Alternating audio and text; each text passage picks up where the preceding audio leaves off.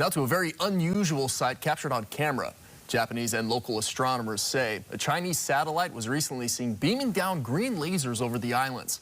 This video captured atop the Subaru telescope on Mauna Kea, operated by the National Astronomical Observatory of Japan. Bryce Moore has the story. The lasers flash for just a couple seconds. Initially thought to be from a NASA altimeter satellite, the Japanese put out a correction note on Monday saying NASA scientists found a most likely candidate as the ACDL instrument by the Chinese Daqi-1 AEMS satellite. I went to a University of Hawaii astronomer who read up on AEMS instruments. It's a Chinese satellite that is measuring pollutants, among other things. It has many different instruments on it, some kind of topographical mapping, or they're also used for measuring stuff in the Earth's atmosphere. And I think that's what it is. It's an environmental measurement satellite.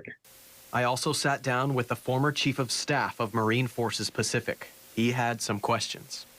I'm not sure, this is my opinion, why the Chinese, who are probably some of the most prolific polluters on the planet, would be collecting data on pollutants on this side of the Pacific.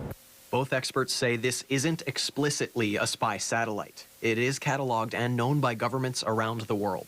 The U.S. has satellites that do the same thing. So in this case, despite all of the flurry, well-deserved flurry about Chinese spy satellites and other devices, this one is just orbiting Earth and has a known orbit. The footage was taken January 28th, before the recent incident where a Chinese balloon traversed over the mainland U.S. before being shot down off the coast of South Carolina.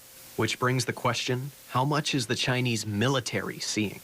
They can shut down any communication nodes that they want if they believe that, I think, the public is getting too much information. So, yeah, I think it's more probably military than anything else. That's makes sense.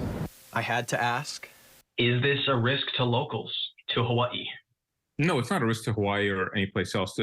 We have aircraft making these kind of measurements all the time. If you've seen topographical maps with high precision, those are made using sometimes this kind of thing. It seems to me that those tensions are there. People are a little antsy, and you know, I think